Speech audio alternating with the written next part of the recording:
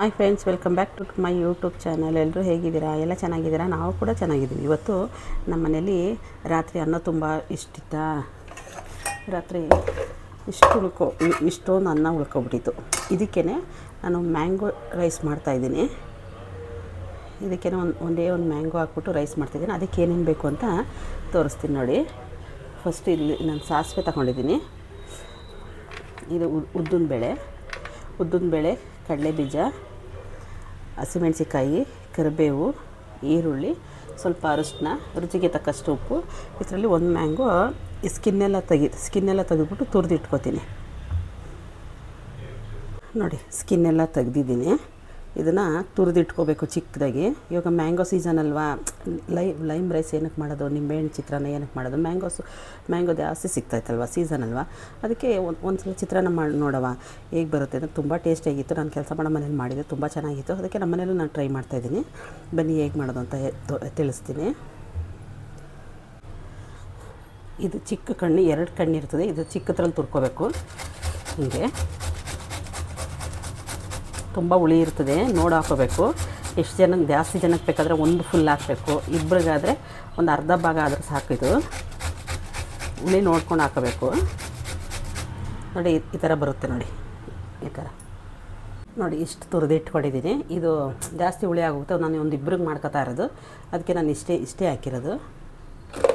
ನಾನು ಸ್ವಲ್ಪ ಖಾರ ಎಕ್ಸ್ಟ್ರಾ ಹಾಕೋತಾ ಇದ್ದೀನಿ, ಯಾಕೆಂದರೆ ಇದು ತುಂಬ ಹುಳಿ ಇರ್ತದಲ್ವ. ಮ್ಯಾಂಗೋ ಹುಳಿ ಖಾರ ಎರಡೂ ಬ್ಯಾಲೆನ್ಸ್ ಮಾಡ್ತದೆ. ಅದಕ್ಕೆ ನಾನು ಹಸಿಮೆಣಸಿಕಾಯಿ ಸ್ವಲ್ಪ ಜಾಸ್ತಿ ಎಕ್ಸ್ಟ್ರಾ ಹಾಕ್ಕೊಂಡಿದ್ದೀನಿ. ಒಬ್ಬೊಬ್ರು 1-2 ಹಾಕ್ತಾರೆ, ಅದು ಟೇಸ್ಟ್ ಬರೋದಿಲ್ಲ. ಅದು ಖಾರ ಸ್ವಲ್ಪ ಎಕ್ಸ್ಟ್ರಾ ಇದ್ರೇ ಹುಳಿ ಖಾರ ಎರಡೂ ಬ್ಯಾಲೆನ್ಸ್ ಆಗಿ ಟೇಸ್ಟ್ ಚೆನ್ನಾಗಿ ಬರ್ತದೆ. ನಮ್ಮ ಮನೇಲಿ ಹೆಂಗೆ ಗೊತ್ತಾ, ಚಿತ್ರಾನ್ನ ಮಾಡಬೇಕಾದ್ರೆ ಒಂದೊಂದು ತುತ್ತಿಗೂ ನಾವು ಹಸಿಮೆಣಸಿಕಾಯಿ ತಿಂತೀವಿ. ಒಬ್ಬೊಬ್ರು ಕಡಲೆಬೀಜ ತಿಂತಾರೆ, ನಮಗೆ ಅಷ್ಟು ಇಷ್ಟ ಆಗೋದಿಲ್ಲ ಕಡಲೆಬೀಜ. ನಮ್ಮ ಚಿತ್ರಾನ್ನಕ್ಕೆ ನಾವು ಇದನ್ನೇ ನಂಚ್ಕೊಂಡು ತಿನ್ನೋದು ನೋಡಿ. ಇವಾಗ ನಾನು ಆಯಿಲ್ ಹಾಕೋತಾ ಇದ್ದೀನಿ. ಆಯಿಲ್ ಜಾಸ್ತಿ ಇರಬಾರ್ದು, ಒಂದು 4-5 ಸ್ಪೂನ್ ಸಾಕು. ಜಾಸ್ತಿ ಎಣ್ಣೆ ಆದ್ರೂ ಚೆನ್ನಾಗಿರೋದಿಲ್ಲ ಚಿತ್ರಾನ್ನ. ಕೈಗೆ ಜಾಸ್ತಿ ಎಣ್ಣೆ ಇದು ಬಂದುಬಿಡ್ತದೆ. ಮೀಡಿಯಮ್ಮಾಗಿ ಎಣ್ಣೆ ಹಾಕ್ಕೋಬೇಕು. ಅನ್ನ ಎಷ್ಟೈತೆ ನೋಡಿಕೊಂಡು. ಎಣ್ಣೆ ಬಿಸಿ ಆದ ತಕ್ಷಣ ನಾನು ಸಾಸಿವೆ ಹಾಕ್ತೀನಿ. ಒಂದು ಅರ್ಧ ಸ್ಪೂನಷ್ಟು ಸಾಸಿವೆ ಹಾಕ್ಕೊಂಡಿದ್ದೀನಿ. ಸಾಸಿವೆ ಸ್ವಲ್ಪ ಸಿಡಿಬೇಕು.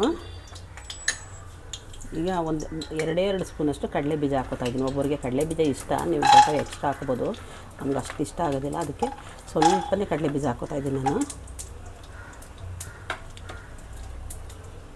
ಬೀಜ ಹಾಕ್ತೀವಲ್ಲ, ಸ್ಟವ್ ಸಿಮ್ ಮಾಡಿಕೊಂಡು ಪೇಷನ್ಸ್ ಇರಬೇಕು. ಇದನ್ನ ಫ್ರೈ ಮಾಡಬೇಕಾದ್ರೆ ಸುಮ್ಮನೆ ಹಿಂಗೆ ಹಾಕಿದ ತಕ್ಷಣ ಕಡಲೆಬೇಳೆ ಎಲ್ಲ ಹಾಕಕ್ಕೆ ಹೋಗ್ಬೇಡ್ರಿ. ಇದು ಚೆನ್ನಾಗಿ ಸ್ವಲ್ಪ ಗಟ್ಟಿ ಆಗಬೇಕು, ಚೆನ್ನಾಗಿ ರೋಸ್ಟ್ ಆಗಬೇಕು. ಆವಾಗಲೇ ಕಡಲೆಬೀಜ ತಿನ್ನೋದಕ್ಕೆ ರುಚಿ ಇರೋದು ಚಿತ್ರಾನ್ನದಲ್ಲಿ. ಒಬ್ಬೊಬ್ಬರು ಮನೆ ಚಿತ್ರಾನ್ನ ಮಾಡ್ತಾರೆ, ಅಯ್ಯೋ ಕಡಲೆಬೀಜನೇ ಬಿದ್ದಿರೋದಿಲ್ಲ, ಹಸಿ ಇರ್ತದೆ, ಹಂಗೆ ಅನ್ನ ಮಿಕ್ಸ್ ಮಾಡಿಬಿಡ್ತಾರೆ, ಚೆನ್ನಾಗೇ ಇರೋದಿಲ್ಲ.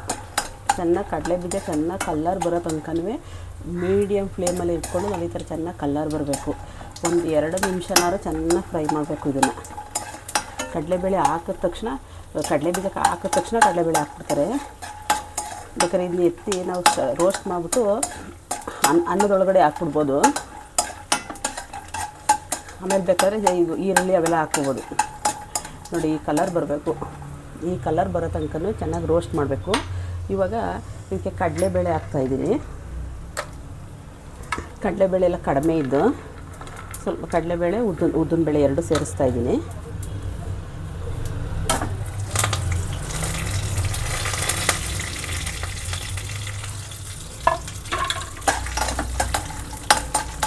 ಇದು ಮೀಡಿಯಮ್ ಫ್ಲೇಮಲ್ಲೇ ಇಟ್ಕೊಂಡು ಮಾಡಬೇಕು.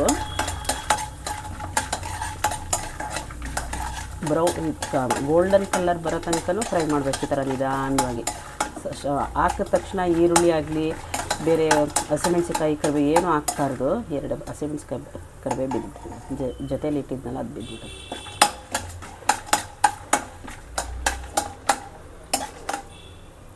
ಕಲರ್ ಚೇಂಜ್ ಇಲ್ಲಿ ತನಕನೂ ಚೆನ್ನಾಗಿ ಫ್ರೈ ಮಾಡಬೇಕು ಇದನ್ನು. ಆವಾಗ ನಮ್ಮ ಚಿತ್ರಾನ್ನ ತಿನ್ನಬೇಕಾದ್ರೆ ಈ ಕಡಲೆಬೇಳೆ ಕಡಲೆಬೀಜ ತುಂಬ ರುಚಿ ಕೊಡ್ತಿದೆ.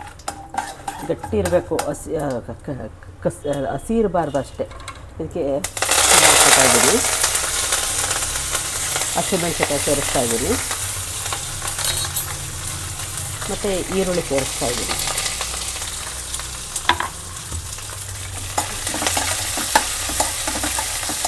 ತುಂಬ ಸಿಂಪಲಾಗಿ ಮಾಡ್ಕೊಬೋದು.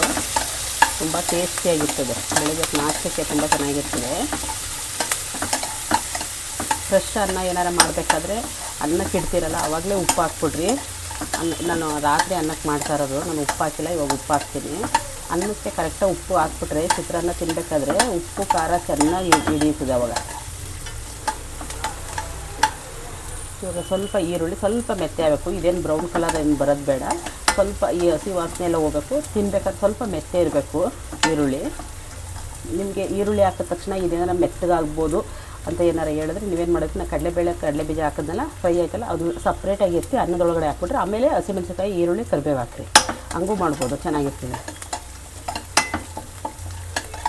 ಈಗ ನಾನು ಒಂದು ಇಬ್ಬರಿಗೆ ಹಾಕೋತಾ ಇದ್ನಲ್ಲ ರೈಸು, ಅಷ್ಟಕ್ಕೆ ಮಾತ್ರ ನಾನು ಉಪ್ಪು ಸೇರಿಸ್ತಾ ಇದ್ದೀನಿ ಇಲ್ಲಿ.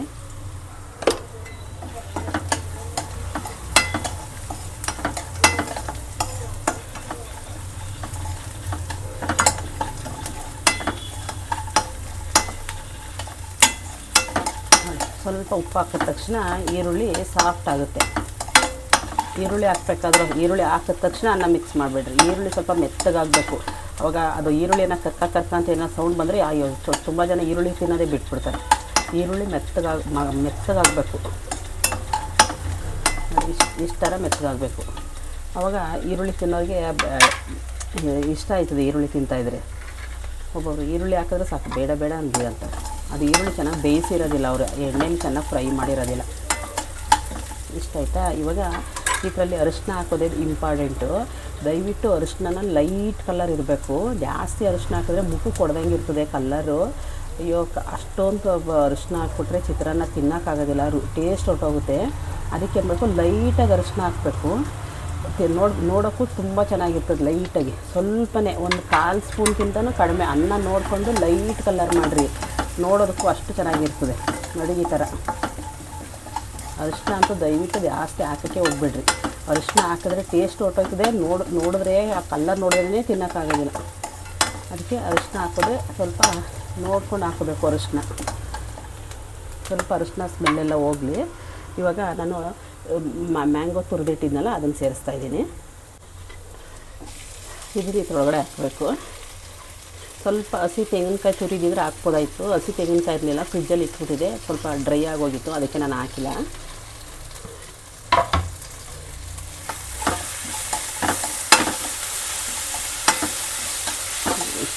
ಸ್ವಲ್ಪ ಇದನ್ನು ಫ್ರೈ ಮಾಡ್ಕೊಂಡು ಅನ್ನ ಮಿಕ್ಸ್ ಮಾಡೋದು. ತುಂಬ ಈಸಿ ಅಂದರೆ ತುಂಬ ಈಸಿ, ಅಷ್ಟೇ ರುಚಿಯಾಗಿರ್ತದೆ.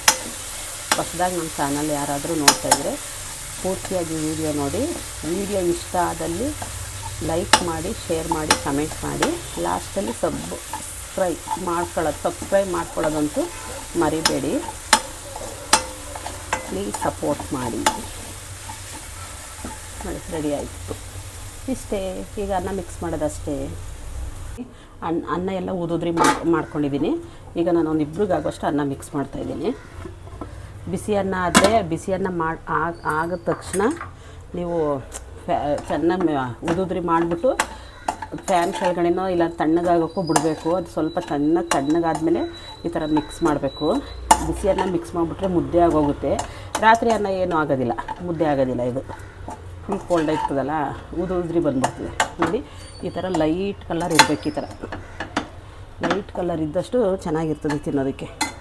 ಎಷ್ಟು ಕಲರ್ಗೆ ಎಷ್ಟು ಚೆನ್ನಾಗಿ ಕಾಣಿಸ್ತದೆ ನೋಡ್ರಿ ಚಿತ್ರಾನ್ನ. ಈ ಕಲರ್ ಇರಬೇಕು, ಲೈಟ್ ಕಲರ್ ಇರಬೇಕು. ಅರಿಶಿನ ಮಾತ್ರ ಜಾಸ್ತಿ ಹಾಕೋಕ್ಕೆ ಹೋಗಬೇಡ್ರಿ. ಸಿಂಪಲಾಗಿ ಮಾಡ್ಕೋಬೋದು.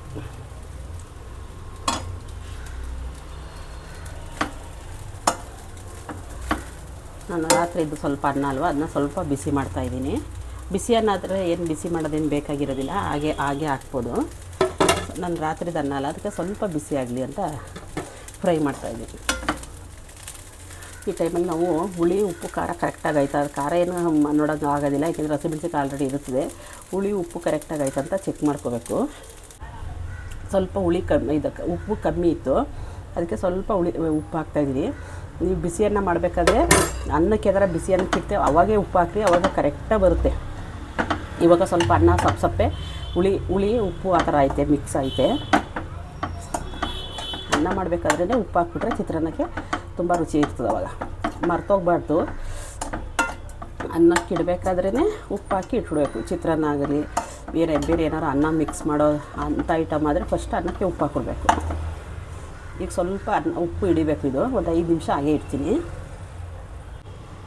ನೋಡಿ ರೆಡಿ ಆಯಿತು ಚಿತ್ರಾನ್ನ. ನೋಡಿ ಕಲ್ಲರ್ ಹೇಗಿದೆ. ಈ ವಿಡಿಯೋ ಇಷ್ಟ ಆದಲ್ಲಿ ಲೈಕ್ ಮಾಡಿ, ಶೇರ್ ಮಾಡಿ, ಕಮೆಂಟ್ ಮಾಡಿ. ಪ್ಲೀಸ್ ಸಬ್ಸ್ಕ್ರೈಬ್ ಮಾಡೋದಂತೂ ಮರಿಬೇಡಿ. ಪೂರ್ತಿಯಾಗಿ ವಿಡಿಯೋ ನೋಡಿ. ಇಲ್ಲಿ ತನಕ ನನ್ನ ವಿಡಿಯೋ ನೋಡಿದ್ದಕ್ಕಾಗಿ ಎಲ್ಲರಿಗೂ ಧನ್ಯವಾದಗಳು. Thank you so much.